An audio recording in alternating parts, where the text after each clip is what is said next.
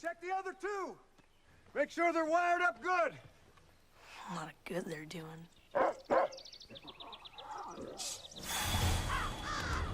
Hello mysterious army, I hope you are doing fine. दोस्तों, आज मैं अपनी इस वीडियो में एक्सप्लेन करने जा रहा हूँ 2001 में आई मूवी जीपर्स क्रीपर्स के बारे में। इस फिल्म को विक्टर साल्वा ने डायरेक्ट किया है। IMDb पर इस फिल्म की रेटिंग है 6.2 stars and it is 46% fresh on rotten tomatoes और इस फिल्म की मेटाक्रिटिक स्कोर है 49। यह मूवी काफ़ी अंडररेटेड है। इस मूवी के 2 पार्ट्स और हैं, लेकिन मैं अपनी इस वीडियो में केवल फर्स्ट पार्ट को एक्सप्लेन करूँगा। अगर इस वीडियो पे रिस्पांस अच्छा मिलता है तो मैं आगे के 2 पार्ट्स भी एक्सप्लेन कर दूँगा। अगर आपने अभी तक मेरे चैनल को सब्सक्राइब नहीं किया है तो मेरे चैनल को सब्सक्राइब करें और साथ ही साथ उस बेल आइकन को भी प्रेस कर दें, ताकि आपको मेरे चैनल पर आने वाली नई नई वीडियो की नोटिफिकेशंस मिलती रहे और मुझे वीडियो बनाने की मोटिवेशन। तो चलिए वीडियो को शुरू कर लेते हैं बिना किसी देरी के।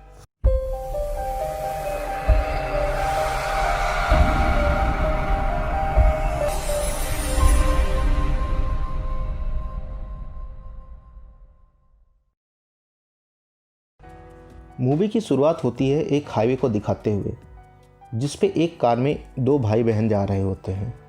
लड़के का नाम डैरी होता है और लड़की का नाम होता है ट्रिस। यह वैकेशन मनाने के लिए कहीं जा रहे होते हैं। ट्रिस का अपने दोस्त के साथ झगड़ा हो गया होता है, जिससे वो काफ़ी अपसेट होती है। तो डैरी उसका मन बहलाने के लिए उसे एक गेम खेलने को कहता है, जिसमें इन्हें एक दूसरे को सामने से गुजरने वाली गाड़ियों का नंबर प्लेट देखकर एक मीनिंगफुल वर्ड बताना होगा। डैरी एक गाड़ी का नंबर प्लेट देखकर ट्रिस को कहता है, यह फीवर लिखा हुआ है। तभी ट्रिस मुस्कुराते हुए कहती है, यह फीवर नहीं बुद्धू, यह फॉरएवर लिखा हुआ है और तुम हार गए। तभी इनकी कार के पीछे एक अजीब सा ट्रक आता है और आने के साथ साथ वो बहुत तेज़ से हॉर्न बजाने लगता है। इससे वो दोनों घबरा जाते हैं और डैरी ट्रक को पास दे देता है। जब ट्रक आगे की तरफ बढ़ता है तो वो दोनों इसका नंबर प्लेट पढ़ने की कोशिश करते हैं, जिसका मतलब निकलता है बीटिंग यू। ट्रिस यह सब देखकर अपसेट हो जाती है और डैरी को अपने कॉलेज के दोस्तों के बारे में बताने लगती है, जो आज से 23 साल पहले इसी हाईवे पर मारे गए थे। लोगों ने उसे एक एक्सीडेंट का नाम दिया था, बट आज तक उनकी डेड बॉडी मिसिंग है। इस पर डैरी बोलता है, यह सब एक अफवाह है।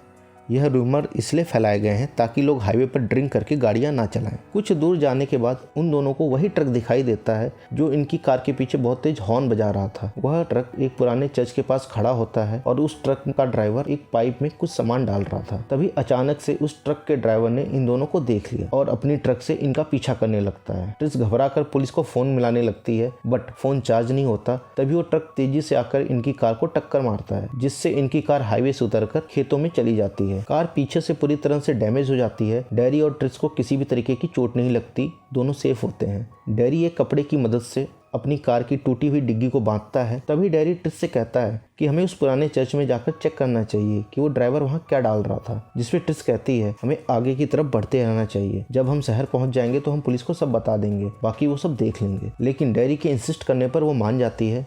फिर वो दोनों उसी पुराने चर्च की तरफ चल देते हैं। चर्च पर पहुंचने के बाद वो दोनों उसी पाइप में अंदर देखने की कोशिश करते हैं, जिसमें वो ट्रक का ड्राइवर कुछ डाल रहा था, लेकिन काफ़ी अंधेरा होने के कारण उन्हें कुछ दिखाई नहीं देता। तो वो दोनों वापस ही जा रहे होते हैं कि उन्हें किसी के कराहने की आवाज़ आती है। डैरी ट्रिस को टॉर्च मांगता है, जो कि कार में रखी होती है। ट्रिस उसे टॉर्च लाकर देती है। डैरी पाइप के अंदर जाता है और ट्रिस से कहता है, तुम मेरे पैर को पकड़े रहना, मैं देखता हूँ अंदर कौन है। तभी टॉर्च की रोशनी से ढेर सारे चूहे उसके सामने आ जाते हैं।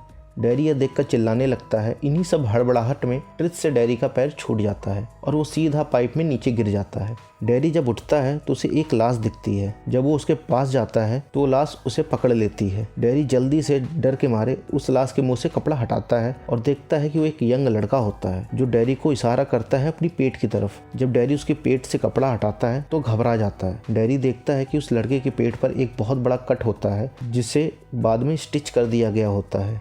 वो लड़का डैरी को कुछ बताने ही वाला होता है कि इससे पहले वो कुछ उसको बता पाता, उससे पहले ही दम तोड़ देता है। डैरी तुरंत ट्रिस को मदद लाने के लिए बोलता है, जो पाइप के पास अभी भी खड़ी होती है, और डैरी उस जगह से बाहर निकलने का रास्ता ढूंढने लगता है। तभी उसके शूज़ के लेसेस खुल जाते हैं। जब वो उन्हें बांध ही रहा होता है तभी उसके जूते पर कुछ टपकता है। जब डैरी ऊपर की तरफ देखता है तो उसे ढेर सारी लाशें दिखाई देती हैं, जो काफ़ी बुरी हालत में होती हैं। डैरी को तभी ट्रिस के उन दोस्तों की भी लाशें दिखाई देती हैं जिसके बारे में ट्रिस उसको हाईवे पे बता रही होती है। और सारी की सारी लाशें एक दूसरे से सिली हुई होती हैं, वो भी सुई धागे की मदद से। सीन शिफ्ट होके ट्रिस पर जाता है, जो बाहर अपनी कार के पास खड़ी होती है मदद मांगने के लिए। तभी उसे एक ट्रक आता दिखाई देता है, जिसके कारण ट्रिस वही ट्रक समझकर कार में छुप जाती है और कार को स्टार्ट करने की कोशिश करने लगती है, लेकिन उसकी कार का गियर अटक जाता है। जब वो ट्रक उसके पास से गुजरता है तो उसे देखकर वो थोड़ा शांत हो जाती है, क्योंकि वो ट्रक कुछ दूसरा ट्रक था। जैसे तैसे करके डैरी उस जगह से बाहर निकलता है और निकलकर कार के पास जाता है। अचानक से कार के पास डैरी आता है, जिससे ट्रिस डर जाती है। फिर वो दोनों अगले शहर की तरफ चल देते हैं। रास्ते में ट्रिस डैरी से पूछती है कि तुमने वहाँ क्या देखा, जिसपे डैरी सहमते हुए बोलता है कि तुम्हारे दोस्तों की वो कहानी सच है, उन लोगों को किसी ने ब्रूटल तरीके से मार दिया था। दोनों बात करते करते एक रेस्टोरेंट के पास पहुंचते हैं। तभी उन्हें वही ट्रक दिखाई देता है, जो बहुत तेजी से उसी चर्च की तरफ बढ़ रहा होता है। ट्रिस जल्दी से उस रेस्टोरेंट की ओनर से मिलती है, फोन करने की इजाजत मांगती है और पुलिस को फोन करती है और अपने भाई को हौसला दे ही रही होती है। तभी वहाँ का फ़ोन रिंग करता है। दूसरी तरफ से कोई औरत होती है जो बोलती है तुम मरने वाले हो, जिस पे डैडी उस औरत को भला बुरा कहकर फ़ोन काट देता है। तभी पुलिस भी वहाँ पहुँच जाती है। तब डैडी उन्हें सब कुछ बता देता है कि पुराने चर्च के बेसमेंट में उसने क्या क्या देखा था। पुलिस को पहले यकीन नहीं होता।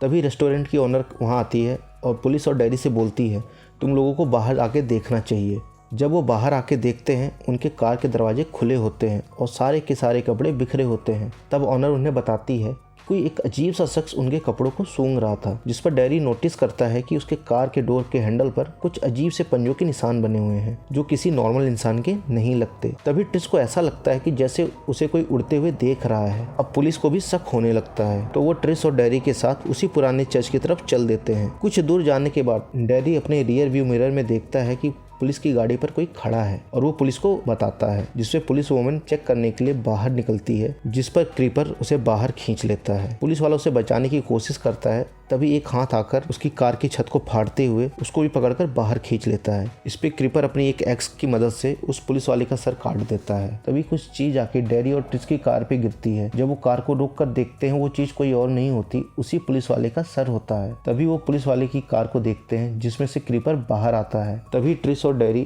कार के अंदर बैठकर वहां से भागने लगते हैं। भागकर एक घर के पास जाते हैं और मदद मांगते हैं। उसमें से एक बूढ़ी औरत निकल कर आती है और तभी ट्रिस उसे फ़ोन यूज़ करने की परमिशन मांगती है। तभी अचानक से उस घर की लाइट्स चली जाती हैं और बूढ़ी औरत पूछती है कि क्या तुम्हारे साथ कोई और भी है, जिस पर वो दोनों पीछे मुड़कर देखते हैं। क्रीपर वहाँ खड़ा होता है, जिस पे बूढ़ी औरत उसे शॉर्ट गन से शूट करने जाती है और वो उड़कर सीधा उसके घर के अंदर चला जाता है। उस बूढ़ी औरत ने काफ़ी बिल्लियाँ पाल रखी होती हैं। उस बूढ़ी औरत को अपनी बिल्लियों से काफ़ी लगाव होता है।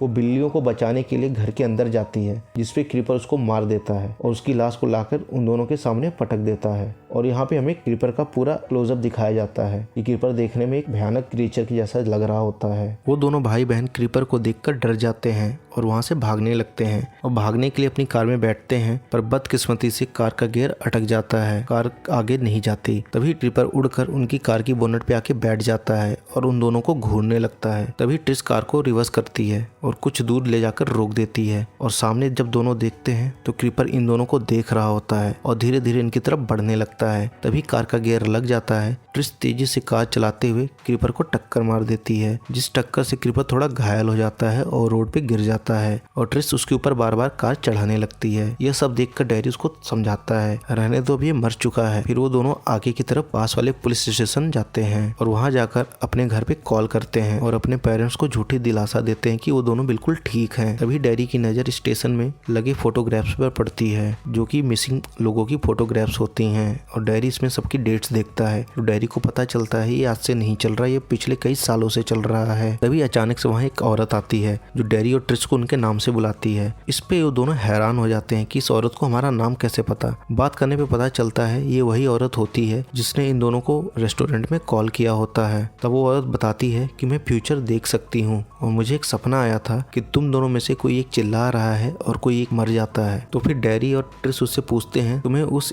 क्रीचर के बारे में इतना कैसे पता। तो अब खुलते हैं यहाँ पे असली पत्ते। तो औरत उन्हें बताती है वह एक हैवान है जो 23 साल बाद उठता है और 23 दिन के लिए उठता है और उन 23 दिन में वो लोगों को मारकर खाता है। तभी अचानक से स्टेशन के सामने एक ट्रक आकर रुकता है। वो ट्रक किसी और का नहीं क्रीपर का होता है। उसमें से क्रीपर बाहर आता है। क्रीपर के बाहर आते ही स्टेशन की सारी लाइटें चली जाती हैं। तभी एक गार्ड इमरजेंसी लाइट्स ऑन करता है और एक गार्ड चेक करने के लिए सेल्स में नीचे जाता है और जहां वो कैदियों को चेक कर रहा होता है। तभी उसको एक सेल में क्रीपर मिलता है जो एक कैदी को मार के खा रहा होता है। तभी वो गार्ड उस पर गोली चला देता है और क्रीपर को वो गोली असर नहीं करती और क्रीपर उस गार्ड को भी मार डालता है। तभी औरत उन दोनों को लेकर वहां से भागने लगती है। फिर ढेर सारे पुलिस वाले नीचे जाते हैं सेल की तरफ। उसमें से एक पुलिस वाला आगे चेक करने के लिए जाता है। तभी क्रीपर हाथ मारकर उसका दिल बाहर निकाल देता है। इससे देखकर सारे पुलिस वाले घबरा जाते हैं। तभी क्रीपर वहां से भागकर सीधा ट्रिस और डैरी के पास जाता है और उन पर हमला करने की कोशिश करता है। सबसे पहले वो हमला उस औरत पर करता है पर वो औरत को केवल सूंघता है, उसको मारता नहीं है। फिर दूसरे कमरे में डैरी और ट्रिस रहते हैं। ट्रिस एक शीशे में अपने अक्स को देख रही होती है और शीशे की दूसरी पार क्रीपर उसको सूंघ रहा होता है। अचानक से क्रीपर उनके सामने आता है और वो ट्रिस को सूंघने लगता है, लेकिन वो ट्रिस को चुनता नहीं है। वो चुनता है डैरी को। डैरी को पकड़ लेता है। तभी ट्रिस उसे बोलती है